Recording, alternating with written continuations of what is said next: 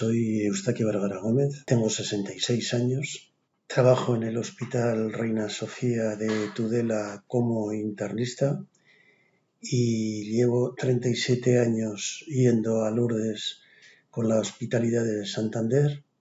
Bueno, me gustaría contaros mi experiencia como médico en la Hospitalidad de Lourdes.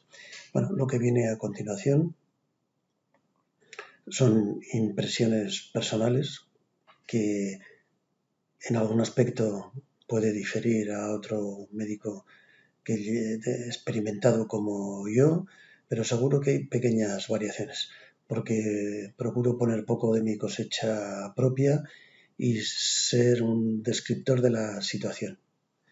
Bueno, entonces lo que viene a continuación es todo esto. Va a ser un poco largo, entonces al que lo quiera continuar viendo tiene dos opciones.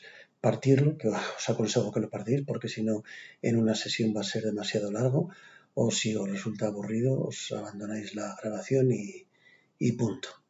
Pero para una sesión de continua puede ser un poco largo, porque bueno, yo creo que tengo muchas cosas que decir, las quiero decir todas. Esto es el guión que yo me he hecho, como os podéis imaginar es personal y muy personal, y entonces iremos remarcando cada parte de este programa para que nos sirva de guión y saber dónde estamos ubicados. Empezamos para entender las cosas y terminamos con un tema espinoso, los milagros y las curaciones excepcionales.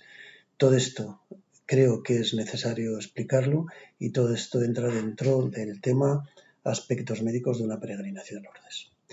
Bueno, y lo primero que tenemos que empezar a hablar es de la filosofía de las hospitalidades. Yo ya he dicho que voy con la Hospitalidad de Santander. Yo viví en mi época de residente en Santander y entonces fue cuando me enganché ya a esta hospitalidad y hasta ahora.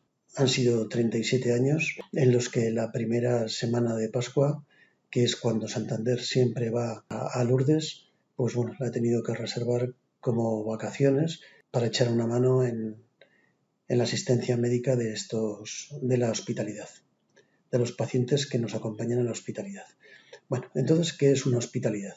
Es una organización diocesana, esto es importante saberlo, depende directamente del obispado, cuya finalidad principal es llevar a los enfermos a Lourdes.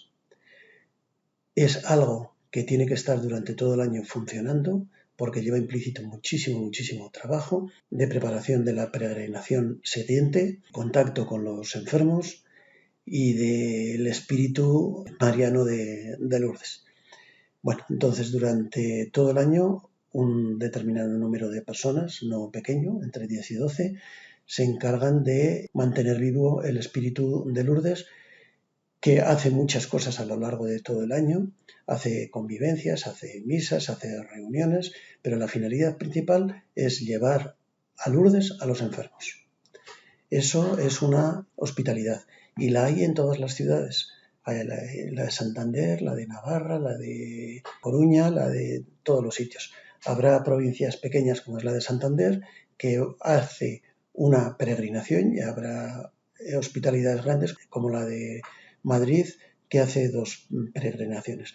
Y después, en dependencia de la situación anatómica de cada ciudad, pues el desplazamiento, que es una cosa muy importante, la hará de manera diferente. Desde Santander siempre nos hemos desplazado en autobuses, pero desde Madrid me consta que van en trenes y desde más abajo pues seguro que irá en trenes, por lo que de ventaja tiene y la comodidad tiene del tren y del desplazamiento y de las horas, etcétera, etcétera. Bueno, esto habrá que acomodarlo cada hospitalidad a su conveniencia. Bueno, es lo que nosotros hemos dicho, que es una organización diocesana y más o menos, porque esto cambia de año en año. Todo es una cadena en la que todos es necesarios. Hay 96 enfermeras o damas, hay cerca de 50 hospitalarios o camilleros, más o menos sacerdotes unos 14, pero esto también varía de año en año, Y después, pues los servicios médicos, que también ha variado a lo largo de los años de forma muy importante. En total, más o menos, cada año puede variar, pero rondaremos los 170, en los que cada uno en su papel hace una cadena y en la que no hay un eslabón más grande que otro, sino todos son necesarios para que la cadena funcione. Se necesitan camilleros, se necesitan damas, se necesitan gente que vaya a la cocina, se necesita gente que vaya a organizar los carritos, se necesita gente para el estandarte y habrá gente que haga muchas cosas a lo largo de toda la peregrinación. Todo el mundo va con la sensación de servicio y todo el mundo va a poner, a poner su trabajo, su tiempo, su voluntad. Yo creo que esta es la filosofía principal de toda la organización. Porque, bueno, al final, la finalidad de la hospitalidad son los enfermos y los peregrinos, luego veremos qué diferencia hay entre uno y otro, que quieran ir a Lourdes. Esa es la finalidad principal. Aunque durante todo el año seguimos manteniendo contactos y reuniones en Santander. Ya hemos dicho que somos unos 170 colaboradores y entre todos lo que pretendemos es llevar a peregrinos y enfermos a Lourdes. Esto cambia también de año en año. El último año hemos ido 10 autobuses, pero ha habido años que hemos ido hasta 17 autobuses.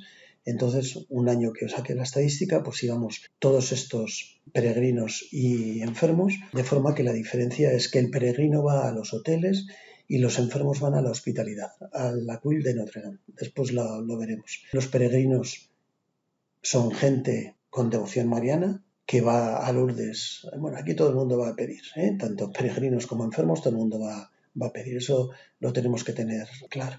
Pero que están lo suficientemente sanos como para poder desenvolverse la semana que vamos, habitualmente en un hotel. Y los enfermos, pues son gente que nos requiere más atención médica y que no puede desenvolverse habitualmente en un hotel y que va a un pequeño o a un gran hospital que está dentro del recinto de Lourdes y que requiere más atención, que puede ir acompañado de su familiar y quedarse también en lo que es el hospital dentro del recinto, o hay muchos que el familiar viene como peregrino que va al hotel y después el enfermo va al Aquil y después se juntan y participan de todas las actividades de forma conjunta.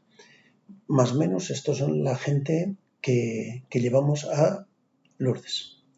Bueno, yo soy aquí tenía 27 por ahí tendría, porque era R2 y esta era mi primera peregrinación en 1987. Desde entonces hasta la última, pues han sucedido muchas cosas, han pasado muchas cosas. Procurábamos ir la máxima dentro, me voy a referir al aspecto sanitario. Hemos sido más o menos médicos y más o menos enfermeras. Cuando yo estaba en Santander, bueno, pues a mis cercanos y allegados los procuraba implicar en la peregrinación y venían muchos probaban y bueno, volvían y otros probaban y se quedaban. Bueno, desde 1987 ya he dicho que ha habido sus más y sus menos respecto a la gente. Yo creo que en el 2019 ha sido la expresión mínima de gente colaboradora sanitaria que hemos ido. Esta era en el 19, que íbamos solo 2 médicos y 4 enfermeras. Bueno, ya veremos después cuál es el trabajo. Bueno, este fue el año de menos afluencia sanitaria y lo que es las horas de dedicación a lo sanitario era a full time. A medida que vamos más gente, pues siempre te quedan horas libres para poder vivir lo que es la hospitalidad fuera del servicio sanitario o hacer turismo. Y bueno, esta fue la última hace unos días. Bueno, ya me veis entre la primera y la última, pues con menos pelo, con más sobrepeso y una postura antiálgica. Aquí estamos en servicio. Daos cuenta a los pies que tenemos la mochila de actos. Luego veremos cómo trabajamos. Bueno, pues esta es la la última peregrinación de hace unos días. Bueno, pues esa es la filosofía de la hospitalidad, ir a Lourdes a llevar a peregrinos y a enfermos con la filosofía de servicio. Bueno, y todos vamos a Lourdes. Entonces hay que entender un poco cómo es Lourdes. Lourdes se define como una ciudad moderna que tiene una población de unos 16.000 habitantes. Ya vemos que son pocos porque Lourdes es un hormiguero de gente, porque claro, son 16.000 personas las que viven residentes en Lourdes, pero atienden a 5 millones de visitantes como peregrinos y a 70.000 enfermos. Cuando uno llega a Lourdes por primera vez, le ofende un poco porque parece que es una ciudad mercadeo, porque son calles enteras de hoteles. Este es el Agave. Ya vemos hotel, pero bueno, hay que entender que si hay que recibir a 5 millones de visitantes, pues se necesita infraestructura. Lo que al principio parece ofensivo, pues después se da uno cuenta que tiene que ser así para atender a toda esa cantidad de gente. Entonces, bueno, cuando uno entiende esto, ya ve menos mercadeo. Y por supuestísimo, se requiere hoteles que acojan a los pacientes y después tiendas, muchas tiendas, y todas se repiten con más o menos lo mismo: vírgenes, rosarios, estampas, velas, etcétera, etcétera, etcétera. Bueno, cada uno de los 5 millones de visitantes que van a Lourdes quieren llevarse recuerdos de Lourdes. Si no hubiese toda esta cantidad de tiendas, sería imposible atender a todos los requerimientos de esa gente. Es decir, que lo que al principio ofende respecto al mercadeo de la ciudad de Lourdes, al final uno, cuando entiende esto, se da cuenta que es necesario que haya esto. Es necesario que haya una gran oferta de hoteles que acojan a 5 millones de visitantes y muchas tiendas acojan la voluntad de recuerdos de Lourdes. Esto es importante. Es decir, que esa ofensa que a nosotros nos da cuando nosotros llegamos, que se nos vaya pasando. Y por eso decimos que es una ciudad moderna. Reciben enfermos por todas las vías, vía carretera como nosotros, vía autobús, vía trenes con una estación de trenes moderna y aeropuerto. Y bueno, como ciudad que recibe a enfermos, pues necesariamente tiene que tener un hospital en condiciones. Una visión aérea del hospital de Lourdes, hospital que nosotros necesitamos visitar con relativa frecuencia. Cuando nosotros en nuestro quehacer diario pues no llegamos a la situación de atención que nosotros requiere, pues si necesitamos ir al hospital, pues vamos al hospital sin ningún problema. Esto es la entrada a través de urgencias, esto es la recepción del hospital, que no lo conocemos nosotros bien. Tiene 411 camas y bueno, pues nos ha tocado ingresar a varias personas. Bueno, pues lo que sea necesario. Cuando como hospitalario o como peregrino se aconseja a todo el mundo que lleve la tarjeta sanitaria europea, la tarjeta azul. Y entonces nunca tenemos ningún problema en la atención en el hospital. Bueno, esto es importante. Nosotros vamos al hospital cuando la situación médica lo requiere. No hemos tenido nunca ningún problema, sino al contrario, toda amabilidad. El problema es la barrera idiomática, pero cuando alguien tiene que ir al hospital, sin lugar a dudas, alguien de la organización siempre acompaña al enfermo, está acompañado las 24 horas y procuramos que la barrera idiomática pues se solucione en la medida de lo posible. Bueno, y Lourdes es Lourdes porque está el santuario de Lourdes. Vamos a ver, esto es una fotografía aérea de Lourdes. Ya vemos que es una ciudad pequeña que está inmersa entre las montañas del Pirineo, y en un extremo de Lourdes esto es el santuario. Solo esta pequeña parte es el santuario. El santuario tiene dos entradas, este puente a través del Agave y después esta otra entrada, que aquí hay parte importante de la ciudad. Bueno, entonces a través de esta entrada nosotros aquí tenemos la explanada, esto es lo que denominamos la explanada, esto es la basílica subterránea, que luego la veremos, la explanada donde se realizan infinidad de actos en la explanada, y nosotros aquí en un lateral tenemos la gruta. Y esto es todo el santuario de Lourdes. Y después aquí lo que tenemos es el Aquil de Notre Dame, que esto es el hospital, que luego veremos. Entonces, los enfermos tienen su residencia aquí y continuamente estamos atravesando por estos puentes a las veces que sea necesario para ir a los actos, a la explanada, a las basílicas, a la gruta, etcétera, etcétera.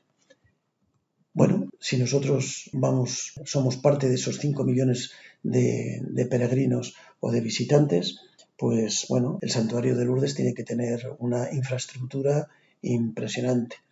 Pues bueno, son 52 hectáreas de superficie, como no podía ser de otra manera, depende del obispado. Hay mucha gente voluntaria de forma permanente dentro del santuario, y después hay una gente voluntaria que vamos puntualmente, y eso somos nosotros, parte de esos 100.000 que van con las hospitalidades de las diferentes peregrinaciones. Si todo gira alrededor de la Virgen, pues es normal que haya un soporte de sacerdocio amplio y en varios idiomas, etcétera, etcétera. Y si todo eso se tiene que mantener, es porque hay muchos empleados fijos, casi 300 empleados, y como no puede ser de otra manera, pues se requiere una amplia presupuesto, 18 millones de presupuesto anual para el mantenimiento, empleos, etcétera, etcétera, reformas, proyectos, etcétera, etcétera. Y por supuestísimo la financiación, el 90% es de las ofrendas que hace esos 5 millones de peregrinos que van cada año. Bueno, en Lourdes yo a lo largo de todos estos años le he ido viendo crecer de forma espectacular, y lo que a nosotros respecta, pues con la construcción del Aquil. Fue impresionante. Yo lo vi construir durante varios años y bueno, ya lo veremos luego. El que quiera ver Lourdes, tenemos una webcam de forma permanente, pues esta es la dirección. Y bueno, entramos ya en materia en lo que son los aspectos médicos de una peregrinación a Lourdes. Si nosotros decimos que vamos toda una semana, bueno, el primer día es un poquito especial. Vamos a recorrer un poco el primer día. El primer día es el lunes de Pascua. En los primeros años nos reuníamos en la plaza porticada, nos reuníamos a las 4 de la mañana y salíamos a las 6 de la mañana, y desde 5 de la mañana, ahora de autobuses de Santander, donde todo el mundo acude, sobre todo los hospitalarios y hospitalarias, y porque cada uno ya tiene asignado su autobús, y lo que es más importante, los peregrinos y enfermos que van en cada autobús. De forma que cuando se produce el punto de encuentro de peregrinos o enfermos con el responsable del autobús, pues haya un acercamiento y una cercanía, y que nadie se sienta extraño. Por eso es importante este punto. Bueno, y como es un viaje largo, hacía tiempo que era un viaje largo, necesitábamos paradas. Esta es una de las paradas que hacíamos, por si la gente necesita pararse a almorzar, estirar las piernas, ir al baño, solucionar las pequeñas cosas. Una por una lo que damos cabida es, bueno, vemos a gente conocida, emblemática dentro de la hospitalidad. Bueno, yo cuando veo esto se me revuelve el cariño, mucho cariño a todos estos súper conocidos, en fin, tantos años que, bueno, muchos de ellos ya no están entre nosotros. Aquí vemos, ya en pleno viaje, por supuestísimo, como no podía ser de otra manera, el mar de fondo.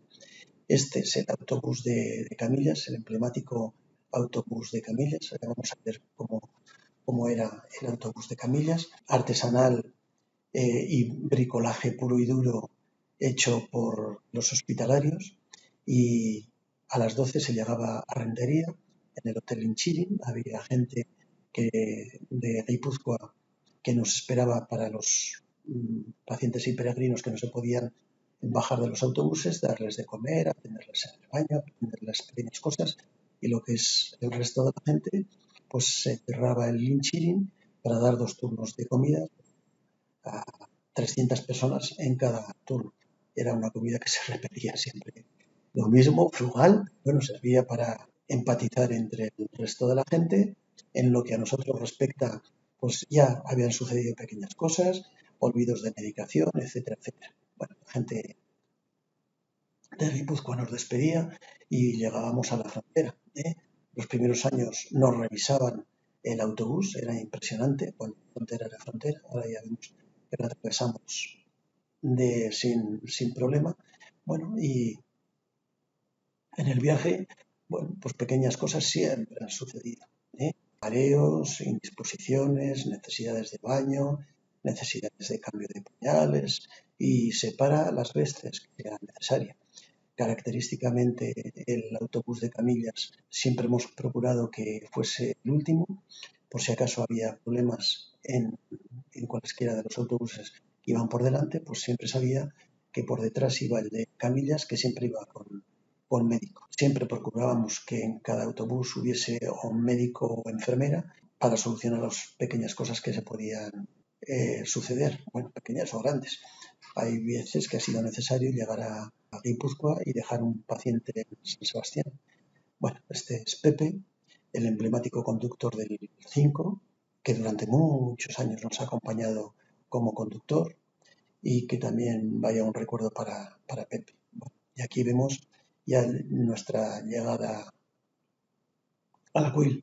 Entrábamos por la parte superior de la Cuil. Aquí estaba esperando ya gente, que se producía el desembarque sobre todo de enfermos, porque los peregrinos se quedaban en el autobús, ya se les conducía a sus habitaciones. La hospitalidad había alquilado un determinado número de camas, ya sabíamos dónde íbamos, siempre como es la primera semana de Pascua, somos los primeros que abrimos Santander, nos permite tener cierta capacidad de elección, y elegimos siempre la primera planta. Siempre nos ha tocado ir a la primera planta, que nos viene muy bien para estar cerca de la calle y facilitarnos el acceso al recinto. Los enfermos que van a la Cuil del autobús bajan ya directamente, y los peregrinos se quedan en el autobús y ya serán distribuidos con los encargados de cada autobús a los hoteles. Bueno, ya cuando llegamos, ya es bien entrada la tarde, se toma posesión de su habitación, de su espacio. Menos enfermo todavía le da tiempo a salir un poco por el Aquil. Y bueno, ya ha transcurrido el primer día. El primer día es importante, de toma de contacto, de empatizar con los enfermos y el resto de compañeros, solucionar las primeras cosas y montar el botiquín, que es una cosa importantísima en nuestro quehacer. Bueno, y ya hemos dicho que llegamos a la parte superior de la Aquil de Notre Dame, que es el Aquil es una traducción de albergue, que es como si fuese un hospital, que ya lo vamos a ver. Antes había unos edificios, bueno, muy primitivos, que no reunían condiciones, hasta que se realizó este edificio moderno que vamos a ver ahora, que nos facilita mucho las cosas. Esto está a la otra parte del GABE, dentro, por supuestísimo, del recinto de la hospitalidad. Es un megaedificio que tiene 900 camas y que procura ser minimalista en todo y ser muy funcional. Es lo más importante. Es de un diseño muy modernista, con su ascensor aéreo, que impresiona mucho subir por ese ascensor hasta arriba. Nosotros hemos dicho que entrábamos por arriba y bajábamos a la primera planta, y esto es ya nivel suelo, que es el desenvolvimiento habitual. Bueno, ya vemos que tiene una forma como de trébol abierto y que tiene 900 camas. Nosotros nos solemos quedar exactamente aquí, en el primer hall, en el primer piso. Este suele ser nuestro sitio. Generalmente es el preferido porque nos facilita después el desplazamiento de forma importante. Por aquí nunca nos hemos quedado. Bueno, esto es el Aquil, donde permanecerán los 50 o 200 enfermos y donde se realiza la mayor parte de nuestra actividad como sanitario. Bueno, y vamos a ver una habitación hospitalaria de la CUIL. Ya hemos dicho que es la expresión máxima del minimalismo, que lo agradecemos. Ya vemos que es una habitación amplia. Hay de 1, de 2, de 3, de 4, de 6 camas, en dependencia si un enfermo tiene que estar solo, si tiene que estar acompañados de su familiar, etcétera, etcétera. Tiene toma de oxígeno, tiene una cama articulada, tiene baño. Pues lo único que nos hace falta. El resto de las cosas las ponemos nosotros. Ya vemos que es sencilla, pero acogedora y funcional. Bueno, pues esto es el ACUIL de Notre Dame. Nosotros vamos a hacer la vida en este hospital. Bueno, y una parte importante, si nosotros vamos a llevar a enfermos, vamos a llevar a unos 180 enfermos, pues bueno, una cosa importante son las historias clínicas. Cuando alguien se va a apuntar que quiere ir, pues nosotros le damos un formulario que ya lo tenemos diseñado para que se lo rellene el médico de cabecera y lo que es muy importante y lo que nos interesa muchísimo, cómo es el desenvolvimiento habitual, el grado funcional que tiene el paciente con las actividades de la vida diaria, muy importante los tratamientos que lleva, los antecedentes médicos, una descripción de su estado actual y si necesita otro tipo especial, si necesita silla de ruedas, si necesita dietas especiales, etcétera, etcétera, etcétera. Bueno, esto hay unos médicos dentro de la hospitalidad que revisan todas las historias clínicas de los pacientes que van a la CUIL. Solo nos podemos dedicar a los pacientes que van al hospital. Si algún peregrino está muy delicado y no lo quiere decir, pues por supuestísimo también. Pero lo que es historia clínica registrada, solo tenemos de los pacientes de la CUIL. De forma que cuando alguien se pone malo de la CUIL, por orden alfabético, los tenemos organizados, sabemos la enfermedad que tiene, los antecedentes, los tratamientos, etcétera, etcétera. Si alguien te dice que fulanito le pasa algo, tú de la habitación no sé cuál, tú antes de ir a verlo, pues ya sabes más o menos qué antecedentes tiene, qué tratamiento tiene y cuál es la situación basal del paciente.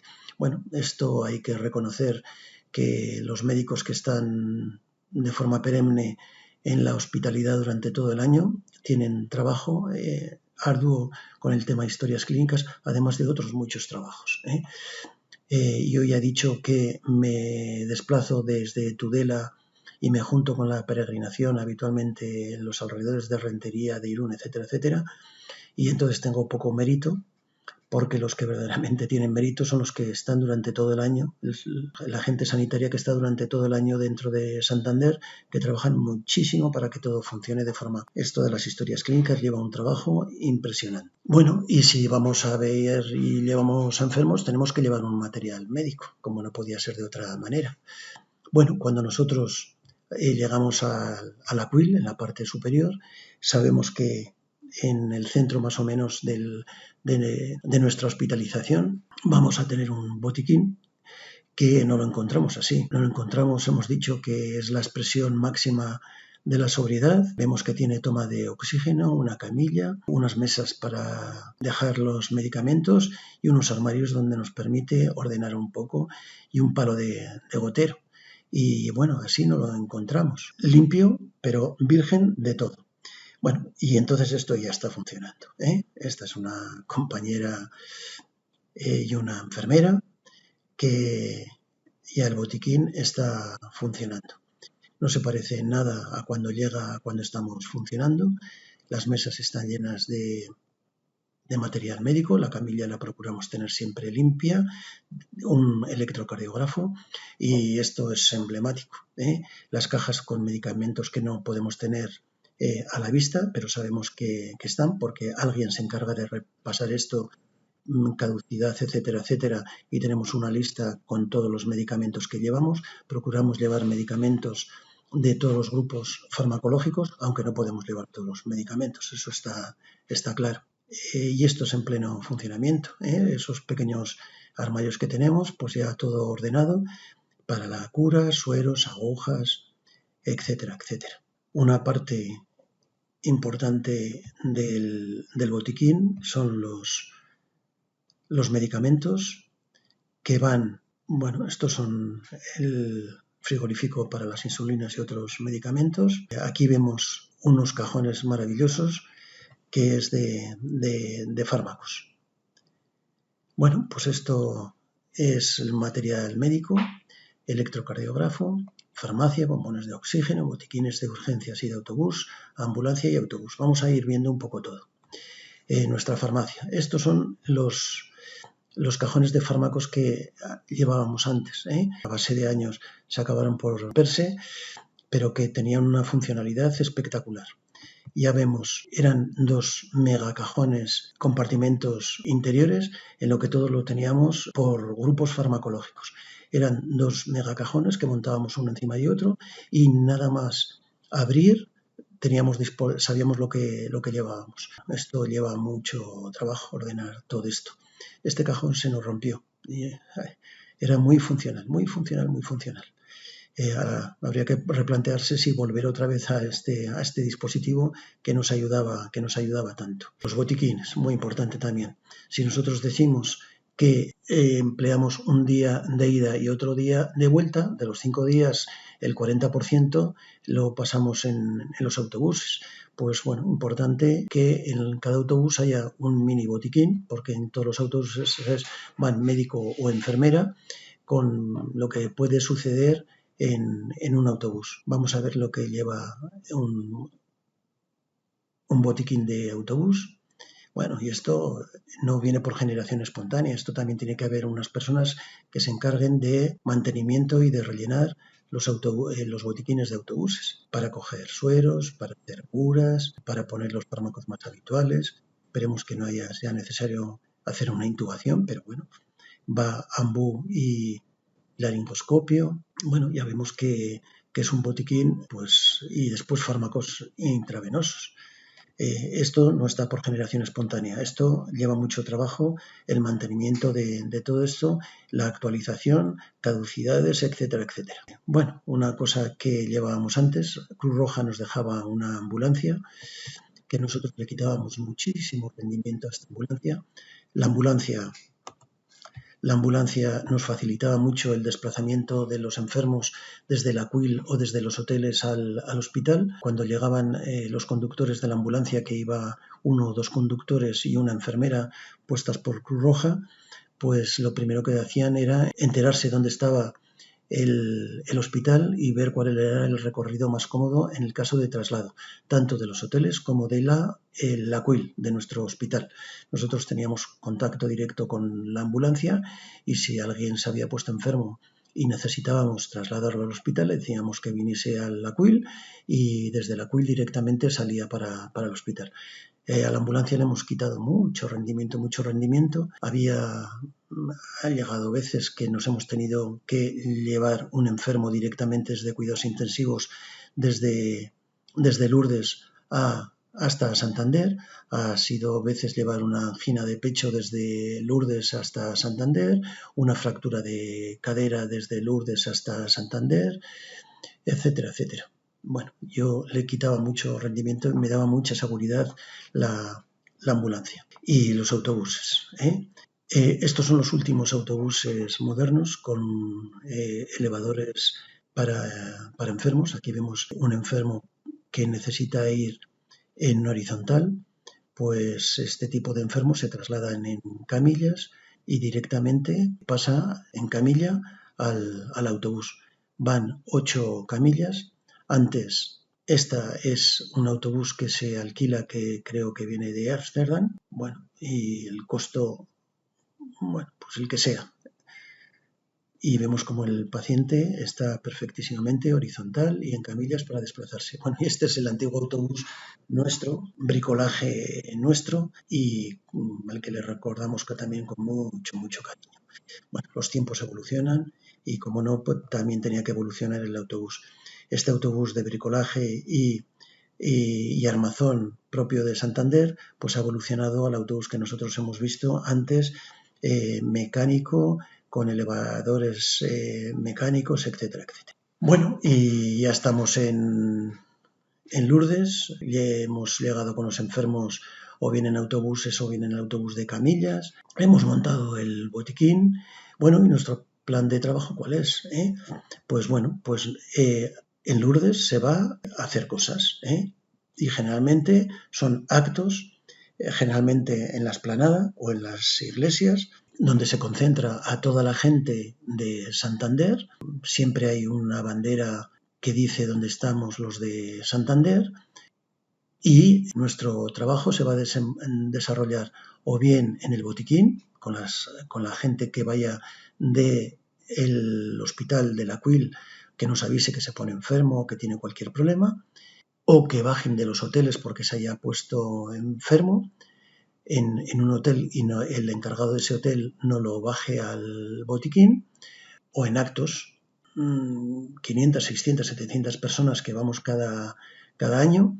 La finalidad es ir a hacer misas, procesiones, viacruces, etcétera, etcétera, todos reunidos, y cuando salimos, pues todo el mundo sabe que hay un médico y una enfermera que acompaña siempre a la hospitalidad, al grupo de Santander, por si acaso hay lo que sea, lo que suceda, que alguien vomite, que alguien se maree, que alguien convulsione, que haya siempre alguien de nuestra hospitalidad para atender. De forma que cuando nosotros vamos el día 1 al botiquín, nosotros ya nos encontramos un croquis con lo que te toca hacer. Piedad, que es la jefa del botiquín de la hospitalidad, sabe los médicos y las enfermeras que vamos cada año y hace un croquis de mañana, tarde y noche. Mañana y tarde hay actos y botiquín. Siempre hay un médico y una enfermera en actos y siempre hay un médico y una enfermera en botiquín. Y a la noche siempre hay un médico y una enfermera en el botiquín. Es decir, que cuando tú llegas el lunes, tú lo primero que miras es tu plan de trabajo. Cuando te toca trabajar en actos o cuando te toca trabajar en botiquín o cuando te toca guardia. Hacemos guardias de noche. Y el resto del tiempo, pues bueno, lo puedes dedicar o a hacer turismo o al traslado de enfermos, etcétera, etcétera. Cada uno con su tiempo libre puede hacer lo que quiera. Pero bueno, tenemos el tiempo bien repleto de actividades. Bueno, y una cosa muy emblemática en Lourdes son los carritos, Estos carritos, que no sé cuál habrá sido el diseñador de estos carritos, pero aquí vemos una niña de 10 años transportando una señora bien corpulenta o con muy poco esfuerzo, aparentemente se desplaza. No sé cuál habrá sido el diseñador, pero desde hace 37 años conozco los mismos carritos y que están caracterizados por la liviandad con que se desplazan los pacientes. Es impresionante. Bueno, y si nosotros decimos que vamos a hacer cosas, pues vamos a hacer cosas. Vamos a hacer actos, momentos religiosos dentro de una peregrinación, como misas. Por ejemplo, esta es la misa del martes, siempre los martes a la mañana, al punto de la mañana. Santander celebra la misa dentro de la gruta, es un sitio muy especial y son todos los sacerdotes que van con Santander, pues aquí los vemos, entre 10 y 20 sacerdotes. Siempre viene el obispo en los primeros días, este año se ha quedado durante todos los días.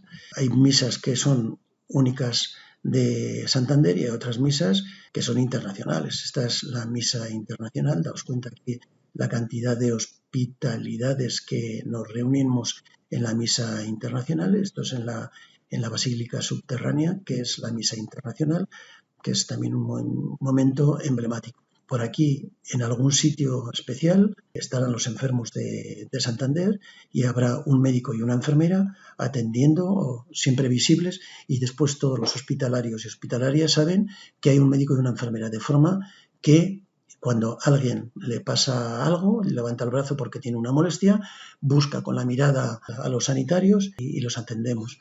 Y después este es otro momento emblemático, la procesión del Santísimo, donde el obispo que preside ese día la hospitalidad, pues bendice a los enfermos. Muy especial, porque el obispo va bendiciendo a los enfermos, pero lo que es muy importante, los únicos que tienen derecho a ir detrás del Santísimo son los sanitarios. El resto de la gente no puede ir.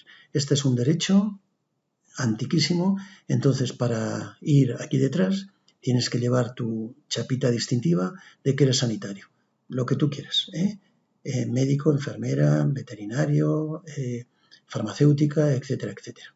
Bueno, esto es un rasgo de delicadeza que se tiene con los sanitarios. Estos son los sanitarios, casi todos eran de Santander.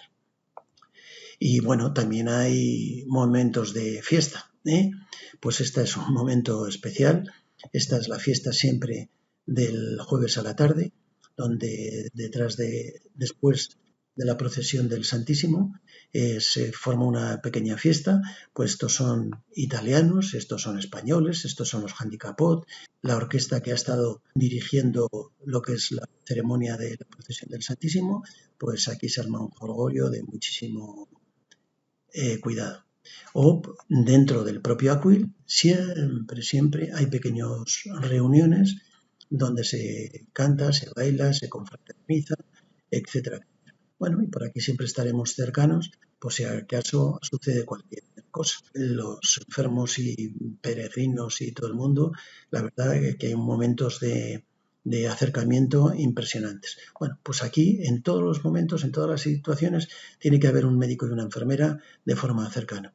Aquí lo tenemos muy fácil porque esto, como es dentro del Acuil, todo el mundo sabe dónde está el botiquín y nos resulta fácil llegar si se nos llama.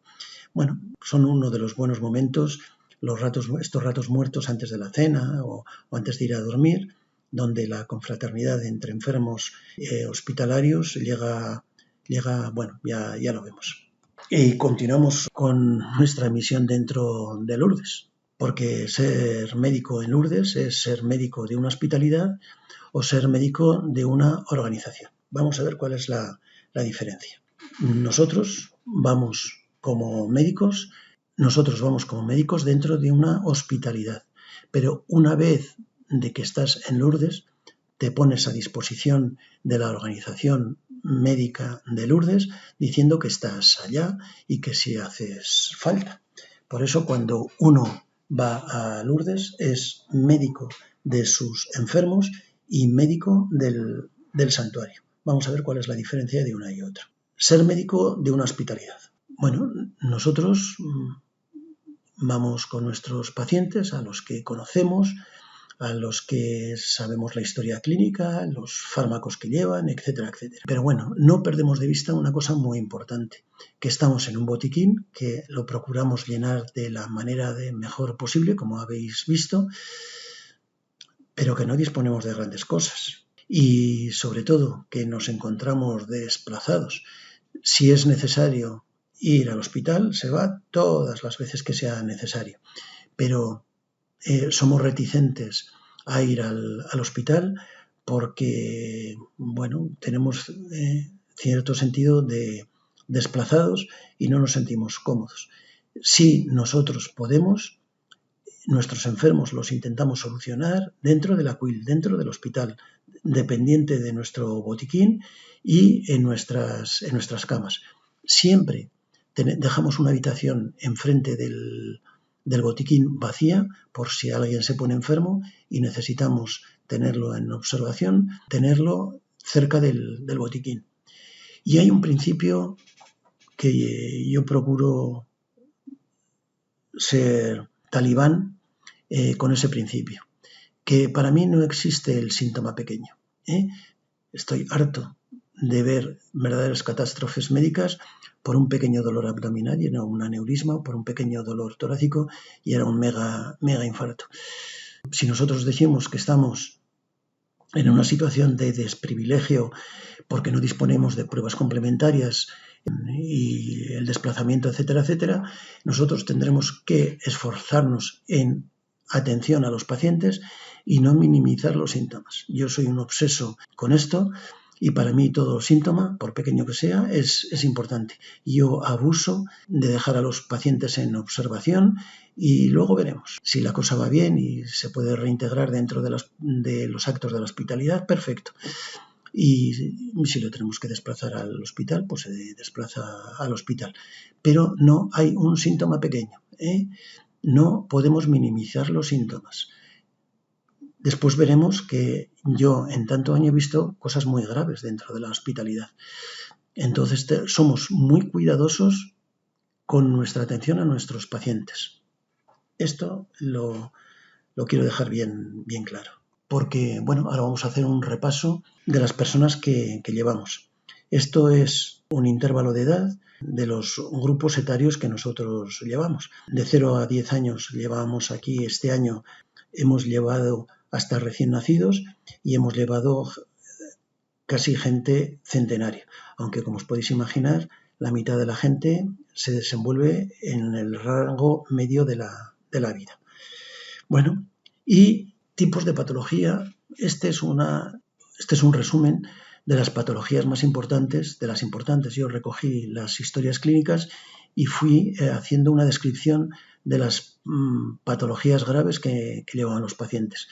Digestivo, respiratorio, neoplasias, como no podía ser de otra manera, sistema nervioso central y todo lo degenerativo es lo más importante, el cardiovascular, insuficiencias cardíacas, cardiopatías isquémicas, etcétera, etcétera, endocrinos, mucha diabetes, malformaciones, etcétera, etcétera. Y dentro del AQUIL, pues dentro de los 150 pacientes, 16 llevaban acompañantes, es decir, que dormían en habitación doble y su familiar se quedaba con ellos. Pero ya vemos que la cantidad de patología, vemos todo tipo de patología. Y nuestra actividad dentro de un año cualesquiera, este fue un año de los que yo hice que se apuntase lo que nosotros veíamos, las cosas importantes, no las pequeñas cosas, pequeño traumatismo, la faringitis, la lesión dermatológica pequeña, etcétera, eso no lo contabilizamos, pero vimos infecciones de vías respiratorias altas, 15 pacientes, vimos 21 síndromes gripales. Esto, como os podéis imaginar, una cosa es como comienza y otra cosa es como termina. Como os podéis imaginar, esto es nuestro principal foco de atención, es que estoy acatarrado, que me fatigo, que la auscultas, que pita, que necesitas vías, que necesitas tratamiento intravenoso, etcétera, etcétera. Hemos visto aquel año vimos 3 hipertensiones arteriales severas, infecciones urinarias vimos 3, dolor abdominal vimos 1 y un angor inestable vimos otro que hubo que trasladar. Infinidad de patología de enfermería. Bueno, ya vemos que las cosas que vemos es importante. Bueno, y a lo largo de todos los años, como os podéis imaginar, pues es que a mí me ha tocado ver tantas cosas. Y a mí yo he tenido directamente que ver con 2 éxitos, una muerte súbita de un paciente que era un peregrino que vino al botiquín porque tenía un catarro y a la mañana siguiente fue encontrado fallecido en la habitación. Y después otro paciente que se le comenzó a ver en el botiquín porque tenía una infección respiratoria y acabó haciendo un edema agudo de pulmón. Con la ambulancia lo trasladábamos al hospital y en el hospital falleció con un edema agudo de pulmón. Hemos tenido un traumatismo craneoencefálico muy severo por una precipitación desde Tapia que requirió cuidados intensivos allá en Lourdes y que este paciente después nos lo trasladamos directamente desde cuidados intensivos de Lourdes a Santander. En la ambulancia tuvimos un estatus epiléptico que fue necesario trasladar al hospital. Tuvimos una fractura de cadera que esta la cogimos en la pradera tal cual y la trasladamos directo hasta Santander. Ya se veía claramente que tenía una fractura de cadera. Evitábamos el subir hasta el hospital, hacer radiografías, etcétera, etcétera, etcétera. Le cogimos vía, pusimos tratamiento analgésico, inmovilizamos a la paciente y decidimos trasladarla porque en 3 horas en la ambulancia desde Lourdes hasta Santander era mucho menos que el tiempo que íbamos a estar en la ambulancia. Y un angor inestable que sí que hubo que trasladar al hospital, que después se trasladó a Santander. Es decir, que hemos visto cosas muy, muy graves. Por eso decimos que cuando alguien va y se queja de un síntoma, no minimizamos el síntoma, sino extremamos nuestros cuidados. Bueno, esto es lo que hacemos dentro de nuestra hospitalidad. Cuando vamos a Lourdes, tú también te presentas dentro del bugó medical, diciendo soy del Hospitalet de Santander y estoy aquí. Si hago falta para algo, pues hago falta para algo. Bueno, y cuando uno va al despacho médico del santuario, que es una cosa muy importante dentro del santuario, le dan unas recomendaciones del comportamiento del médico con los enfermos.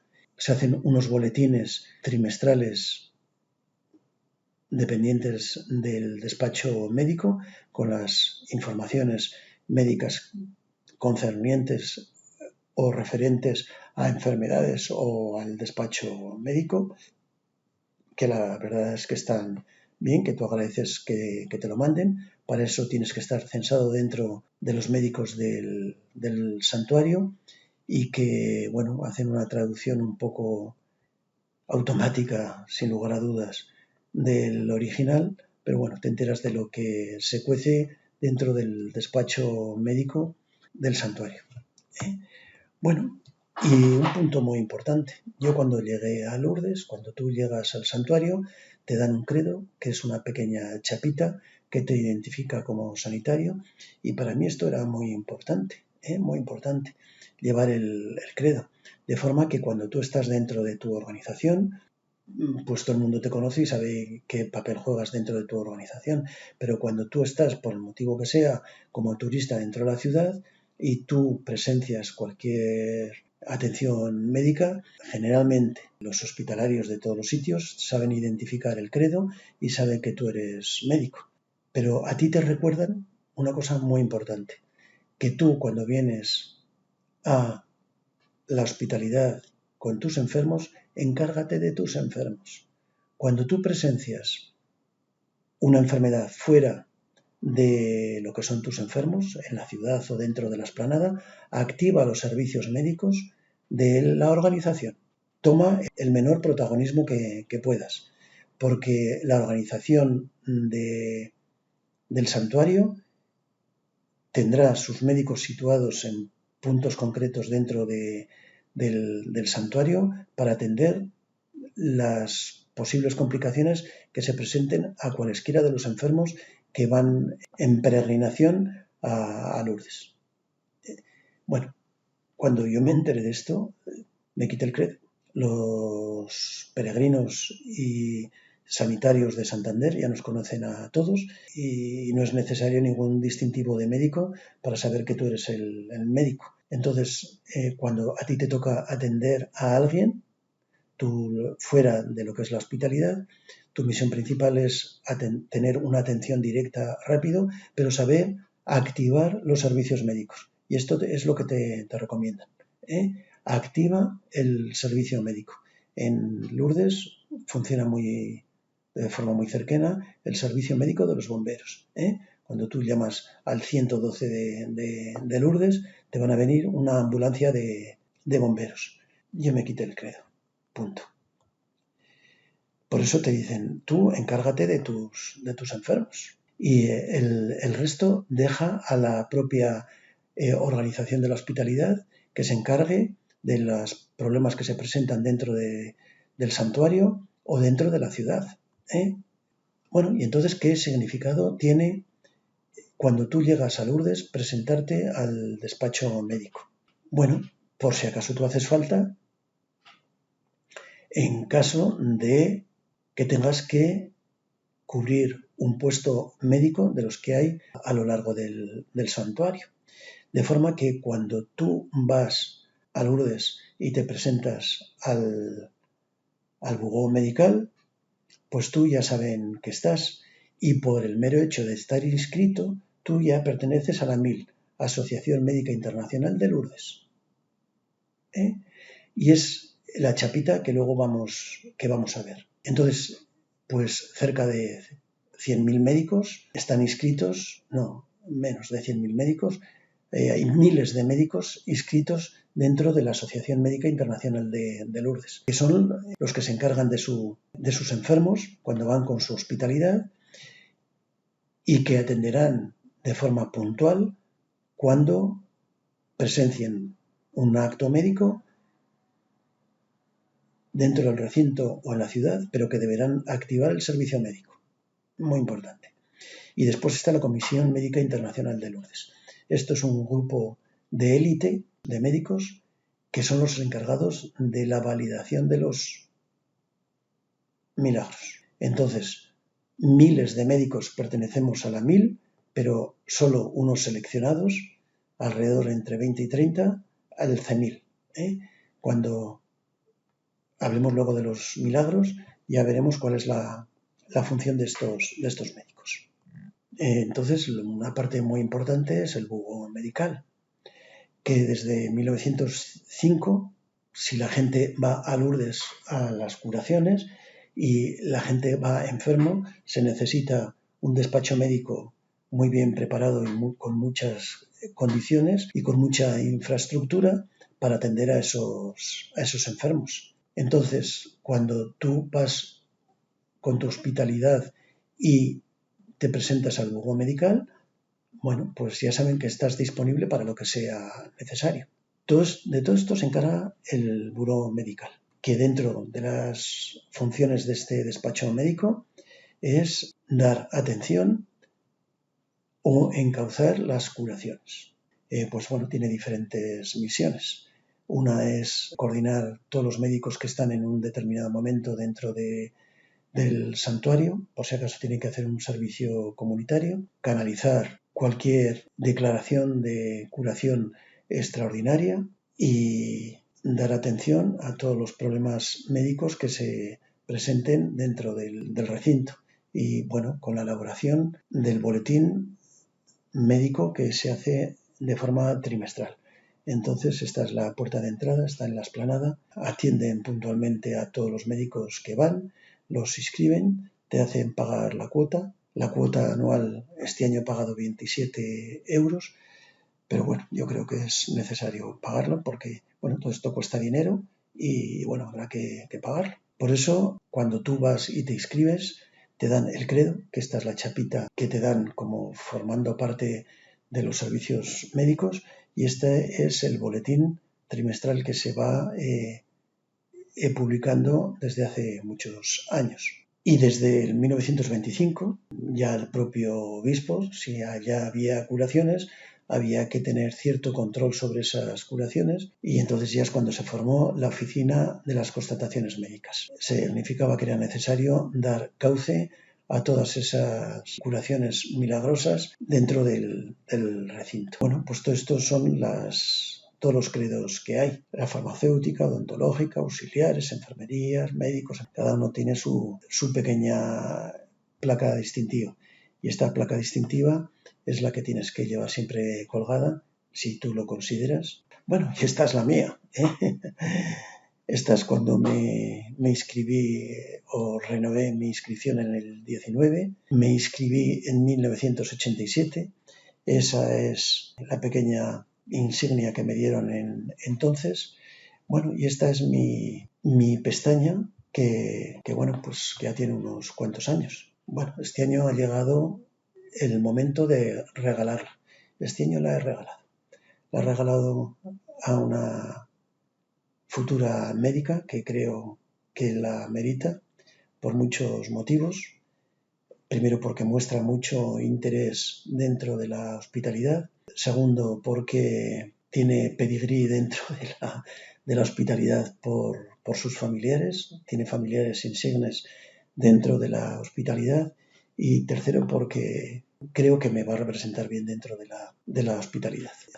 Y esta es una foto histórica de los médicos del bugo medical, principios de 1900, cuando se tenían que reunir para la constatación de los milagros. Bueno, y es lo que nosotros hemos dicho.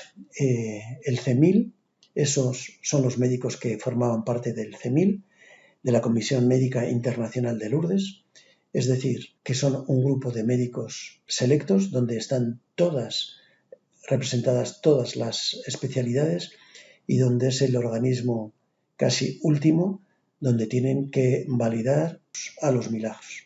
Entonces, se reúnen con la periodicidad que sea necesario, pero se reúnen escasas veces a lo largo del año para dar validez a un milagro.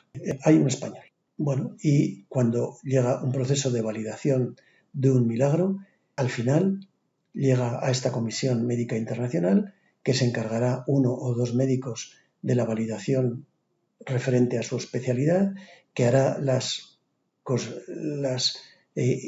llamadas internacionales o las llamadas que se considere necesarias para la validación del milagro, y que después será este comité médico internacional el que decidirá si verdaderamente es milagro.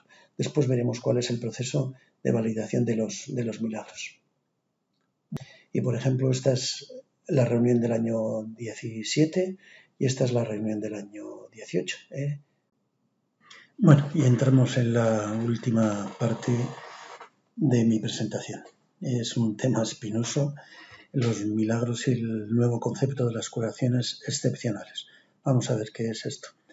Lo que viene a continuación está sacada del boletín propio del despacho médico. No hay nada de cosecha propia. Hay muchas publicaciones de los milagros, pero el que quiera tener un acceso directamente, hay una relación de todos los milagros. El primer milagro fue en 1862 y era una parálisis cubital derecha con elongación traumática del plexo braquial desde hacía 18 meses en un paciente de 38 años. Y el 70, el último, que fue declarado en el 18, tenía 69 años y bueno, pues aquí no ponen el motivo, pero es fácilmente, cualesquiera de todos estos milagros, hay verdaderas publicaciones y muchas referencias a través de internet de todos estos milagros. El que esté interesado que acuda a las fuentes. Cuando en Lourdes empezaron a originar curaciones, pues bueno, se estableció la necesidad de crear unos criterios de milagro. Y entonces en 1908, petición de la Iglesia, se comenzó a hacer el comité de las constataciones, que tenía diferentes misiones, y una era validar los milagros y atender las peticiones de curación. La Iglesia puso sus criterios basadas por Benedicto XIV en el siglo XVIII, en los cuales se pone que son muy exigentes. Son estos sí, los vamos a ir definiendo uno a uno. La enfermedad debe ser grave y tener además un pronóstico desfavorable. Es decir, que esto no vale que sea un dolor de cabeza o que sea una artrosis lumbar. No, tiene que ser una malformación congénita severa, una enfermedad tumoral evolucionada, una enfermedad degenerativa importante y que produzca grave deterioro. Debe ser conocida por la medicina. El diagnóstico y pruebas complementarias y anatomías patológicas, etcétera, etcétera, se requieren siempre en la constatación de los milagros. No vale el diagnóstico de curanderos, chamanes, hechiceros. Debe ser orgánica, es decir, no valen los trastornos psiquiátricos. Esto es importante. El tratamiento de una esquizofrenia no vale, o el tratamiento de una depresión no vale. Tiene que tener un tumor, tiene que tener una malformación, tiene que tener alteración cardíaca severa, etc. No debe haber tratamiento alguno que haya interferido con la curación. Este criterio no es fácil de corroborar y requiere un trabajo médico importante. Este criterio es muy importante. No debe de haber tratamiento alguno que haya interferido con la curación. Es decir, que cuando uno tiene un tumor o tiene una enfermedad degenerativa, generalmente siempre hay tratamientos por medio que lleva el paciente. Cuando va a Lourdes y se produce el milagro, comprobar que no lleva un tratamiento es muy difícil. Y si la curación ha sido efecto del tratamiento o ha sido efecto del milagro.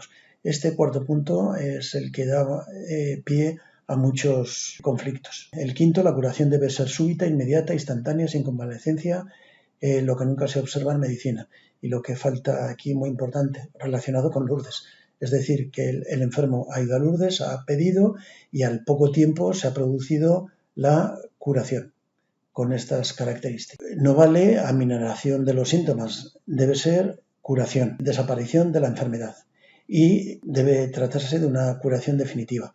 No vale que uno tenga una enfermedad degenerativa del sistema nervioso central, que mejore a instancias de haber ido a Lourdes, haya minorado tanto los síntomas que hasta se llega a hacer curación, pero después recaiga la enfermedad. No, eso no vale.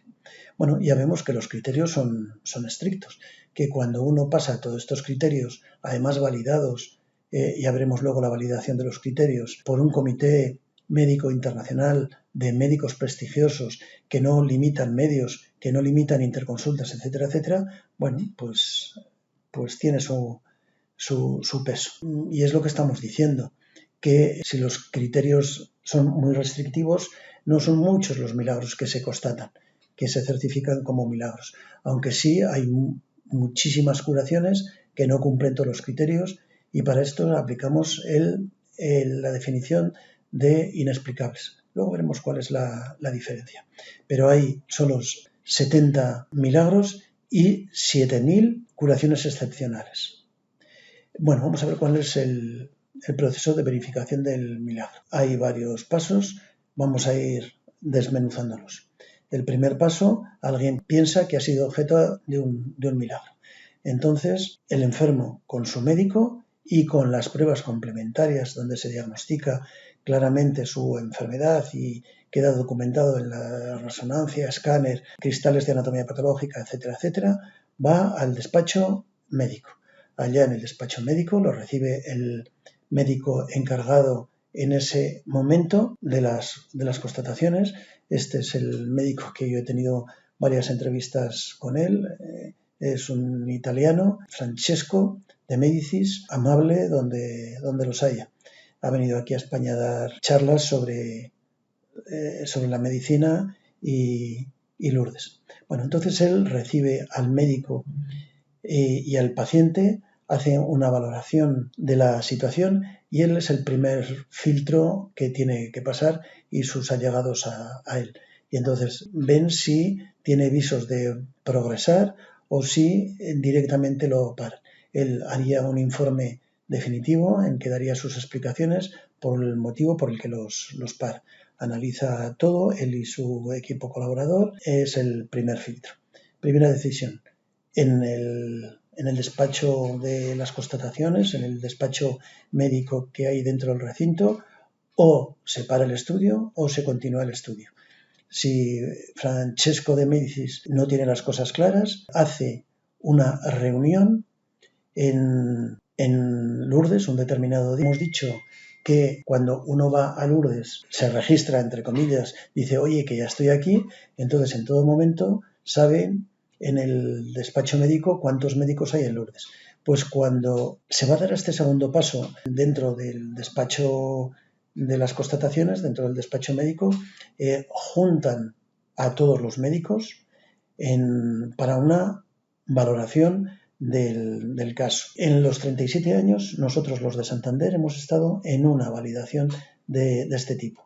Estaríamos unos 40 médicos, estaba la enferma y estaba el médico que presentaba el caso, además era una paciente española y un médico valenciano. Entonces, pues estaban a disposición de ver radiografías, pruebas complementarias, camilla, enferma para la exploración, de cualesquiera que los solicitas de los médicos reunidos en esta asamblea. La verdad que, bueno, fue muy espectacular la reunión. 40 médicos haciendo preguntas al médico valenciano, bueno, y él se decía sus argumentos de la curación milagrosa que había tenido la paciente. Bueno, la verdad, en este segundo paso, los médicos pertenecientes a la Asociación Médica Internacional de Lourdes, los médicos que estábamos ese día registrados en el despacho médico, se paró el proceso y se decidió que no tenía avisos de ser un milagro, que podía ser una curación excepcional, pero que no milagro. Bueno, cuando en esta segunda validación no se tienen las cosas claras, se continúa el estudio y se eleva al CEMIL, Comité Médico Internacional de Lourdes, es decir, los grandes sabios, el conjunto de entre 20 y 30 médicos que tiene registrados el despacho médico de diferentes especialidades, al que una vez que las cosas no están claras en esa segunda asamblea, se hace una asamblea, o todas las asambleas que sean necesarias, pero se hace una asamblea anual donde se presentan todos los casos que no están claros y se asignan a los diferentes médicos por las diferentes especialidades. Y ese médico o esos médicos del CEMIL que se encargan de ese caso concreto tienen libertad absoluta para hacer la consulta internacional que consideren. Y cuando tienen las cosas claras, reúnen de nuevo a todo el CEMIL y emiten su juicio.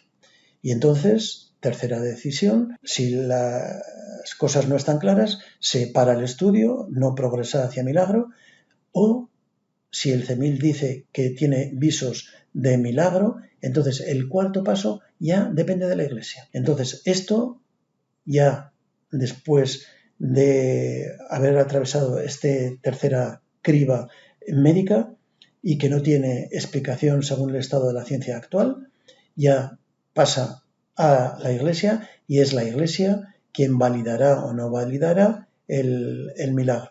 Para eso hacen un informe dentro del propio santuario, se ponen en contacto con el obispo que corresponde a el enfermo y es la Iglesia quien decide o no decide si eso es milagro. Y después de este cuarto paso se asigna la calificación de milagro o se desestima el milagro.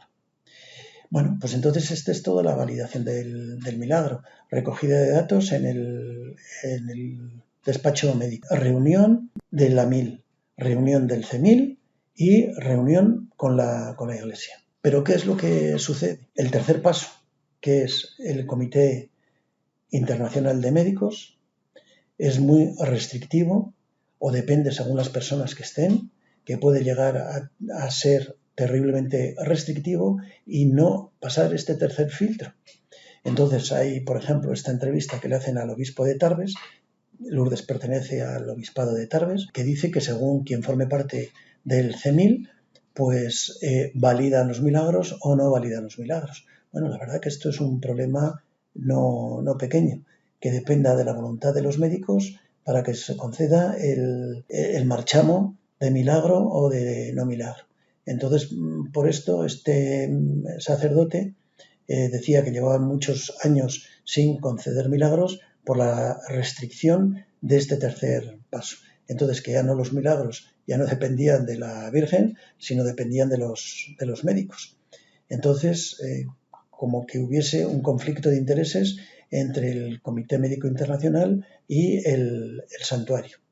Y bueno, ¿qué pasa? ¿Que se ponía en peligro la validación de los milagros? Bueno, pues no, los milagros se seguirán haciendo con independencia de que haya un certificado de validación o no haya un certificado de validación. Eso es lo que yo creo. Bueno, porque muchas veces las cosas no están claras.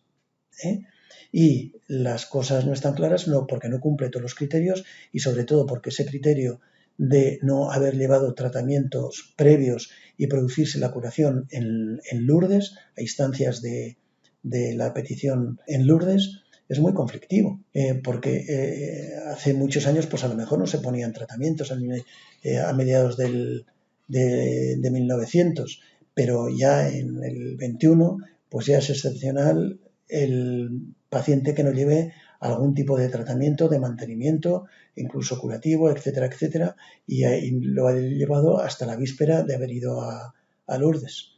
Entonces, pues si los criterios son restrictivos y la ciencia muchas veces no tiene una forma clara de poder explicar este milagro, pero no lo da como milagro, entonces admite una curación excepcional. Y como si fuese un milagro de segunda categoría, pues no lo sabemos. Lo que sí está claro es que se han admitido 7.000 casos de curas inexplicables, excepcionales. 70 milagros, pero 7.000 curaciones excepcionales. Y esto es importante. Y claro, tenemos unos criterios de cura excepcional que son muy parecidos a los de milagro. Enfermo crónico de largo tiempo, que afectan la vida cotidiana, que no ha mejorado con los tratamientos prescritos, que la curación se ha producido en Lourdes, que la curación ha sido mantenida en el tiempo y que esta curación era altamente improbable. Altamente improbable porque los tratamientos quimioterápicos no habían sido eficaces hasta ese momento, o el tratamiento fisioterapéutico, rehabilitador, etcétera, etcétera, de una malformación no había sido eficaz hasta ese momento. Entonces, pero lo había llevado. Lo había llevado y es difícil saber si se debe al tratamiento que ha llevado hasta las vísperas de ir a Lourdes o se debe a la intercesión del milagro. Por eso decimos que era altamente improbable, porque no había sido resultado eficaz hasta ahora y ahora resulta eficaz. Bueno, pero llevaba el tratamiento.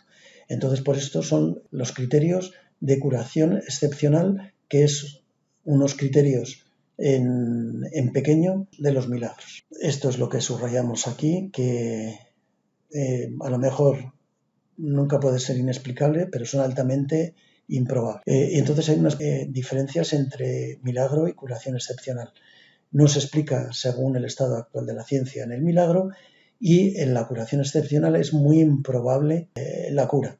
Y después, pues en el milagro nunca admitiría un trastorno psiquiátrico, y en la curación excepcional puede admitir estos tratamientos. Y por supuestísimo, teníamos los otros 5 criterios semejantes. Bueno, de la manera que sea, con independencia del CEMIL, con independencia de quien forme parte, de la restrictivo que se sea, del obispado, etcétera, etcétera. Cada uno sabrá si su petición por la que ha ido a Lourdes, porque todo el mundo va a pedir, a Lourdes todo el mundo va a pedir o a dar gracias, a pedir o a dar gracias, pero se lo ha concedido en Lourdes. De la manera que sea, ya hemos visto que hasta 2018 se siguen admitiendo milagros. Yo creo que esto es lo más importante. Bueno, y esto es todo lo que os quería decir, todo esto es lo que he ido aprendiendo durante todos estos años. Toda esta ha sido mi filosofía cuando yo la semana de Pascua me dirijo a Lourdes. Y todo esto es lo que os quería decir. Si he ayudado a alguien a entender lo que es Lourdes, pues me alegro. Muchas gracias a todos, porque yo también he recibido muchas cosas en Lourdes.